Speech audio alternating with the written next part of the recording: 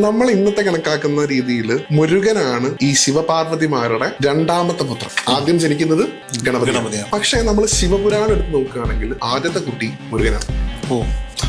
രണ്ടാമത്തെ കുട്ടിയാണ് ഗണപതി. ജ്യേഷ്ഠസ്ഥാനം കൊടുക്കുകയാണ് ചെയ്യുന്നത് ഗണപതിക്ക്. അതാണ് ഈ കഥയുടെ ഏറ്റവും വലിയൊരു പ്രത്യേകത. ശിവപുരാണം എടുത്ത് പരിശോധിക്കാൻ നമുക്ക് മുരുകനെ ആദ്യത്തെ കുട്ടിയായിട്ടും ഗണപതി രണ്ടാമത്തെ കുട്ടിയായിട്ട് കാണാൻ സാധിക്കും.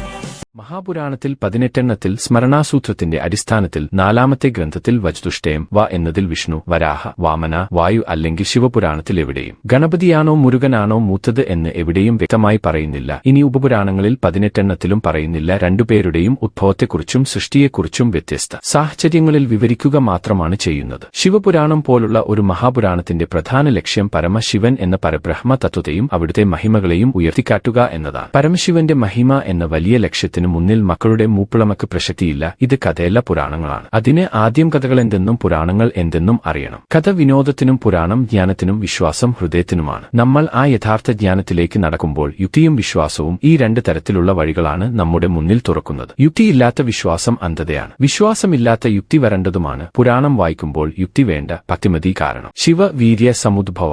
ഈ ശ്ലോകത്തിൽ വ്യക്തമായി പറയുന്നുണ്ട്, ശിവന്റെ വീര്യത്തിൽ നിന്ന് നേരിട്ട് ഉദ്ഭവിച്ചവൻ മുരുകൻ. ഇത് പുരാണമാണ്. ഇവിടെ ആദിപരാശക്തി പാർവതിയുമില്ല, ഗർഭവുമില്ല, വൈറ്റാറ്റി നാണി തള്ളയുമില്ല. ഇനി മാതുർ മലാത്സ മുദ്ഭൂതോ ഗണനാഥോ വിനായക. അമ്മയുടെ പാർവതീദേവിയുടെ ശരീരത്തിലെ വിയർപ്പും അഴുക്കിൽ നിന്നും സൃഷ്ടിക്കപ്പെട്ടവനാണ് വിനായകനായ ഗണനാഥൻ. കടിഞ്ഞൂൽ പേരല്ല നടന്നത്, സൃഷ്ടിയാണ് നടന്നത്. കഥകൾ ഭൗതികമാണ്. സാധാരണ നാടോടിക്കഥകളിൽ പ്രണയം, ശാരീരിക ബന്ധം, ഗർഭധാരണം, പ്രസവം എന്നിവയുണ്ടാകും. കാരണം അവ മനുഷ്യസഹജമായ യുക്തിയെയും വികാരങ്ങളെയും അടിസ്ഥാനമാക്കിയുള്ളതാണ്. എന്നാൽ പുരാണങ്ങൾ പ്രപഞ്ചസത്യങ്ങളാണ്, വെറും കഥകളല്ല. അവ പ്രകൃതിയുടെയും പ്രപഞ്ചശക്തികളുടെയും ഉദ്ഭവത്തെയും സൃഷ്ടിയെയും പ്രതീകാത്മകമായി പറഞ്ഞുതരുന്ന ജ്ഞാനരൂപങ്ങളാണ്. മനുഷ്യരുടെ ഭൗതിക യുക്തി മനസ്സിൽ വെച്ചുകൊണ്ട് പുരാണങ്ങൾ വായിക്കുകയോ കേൾക്കുകയോ ചെയ്യരുത്. ഭൗതികമായ യുക്തിക്ക് അപ്പുറത്തുള്ള കാര്യങ്ങളായതുകൊണ്ട് തന്നെ പുരാണങ്ങളെ ഉൾക്കൊള്ളാൻ തലച്ചോറിലെ യുക്തിയേക്കാൾ ഹൃദയത്തിലെ വിശ്വാസത്തിനാണ് പ്രാധാന്യം നൽകേണ്ടത്. ഇനി കുറച്ചു പിറകിലോട്ട് പോയാൽ 2300 വർഷങ്ങൾക്ക് മുൻപ്, അതായത് സംഘകാലം, പുരാണങ്ങൾക്കും മുൻപ് മുരുകൻ കൈലാസത്തിലെ ദൈവമായിരുന്നില്ല. തമിഴകത്തെ കുറിഞ്ഞിമലനിരകളിലെ ഒരു ആദിവാസി യുവാവായിരുന്നു. തൊൽക്കാപ്പിയം കൃതികളിൽ പറയുന്ന വേലേന്തിയ വള്ളിയെ പ്രണയിച്ച കുറവർ ഗോത്രത്തിന്റെ സ്വന്തം കാവൽക്കാരൻ. 1500 വർഷങ്ങൾക്ക് മുൻപ്, അതായത് പുരാണകാലം, വടക്കേ ഇന്ത്യയിൽ സംസ്കൃതത്തിൽ സ്കന്ദപുരാണം എഴുതപ്പെട്ടപ്പോൾ ഈ തമിഴ് ഗോത്രനായകനെ അവർ യുദ്ധദേവനായ സ്കന്ദനുമായി ചേർത്തുവെച്ചു. അങ്ങനെ മലമുകളിലെ വേടൻ യുവാവ് ശിവന്റെ മകനായ സാക്ഷാൽ കാർത്തികേയനായി മാറി. പുരാണങ്ങൾ വഴി വലിയ ദൈവീക പരിവേഷം കിട്ടിയെങ്കിലും തമിഴ് ജനതയ്ക്ക് തങ്ങളുടെ മുരുകൻ എന്നും ആ പഴയ വേടൻ തന്നെയായിരിക്കണമായിരുന്നു. അതുകൊണ്ടാണ് വള്ളിയുടെ പ്രണയകഥയ്ക്കും ആദിവാസി കോലത്തിലുള്ള പളനി മലയ്ക്കും ഇന്നും അവരുടെ മനസ്സിൽ ഇത്രയേറെ പ്രാധാന്യം. ചുരുക്കത്തിൽ മണ്ണിൽ ജീവിച്ച ഒരു ഗോത്രവീരനെ പുരാണങ്ങൾ ഏറ്റെടുത്ത് വിണ്ണിലെ ദൈവമാക്കിയ കഥയാണിത്. പക്ഷേ മറക്കണ്ട, ഇതെല്ലാം പുരാണങ്ങളാണ്, ചരിത്രമല്ല.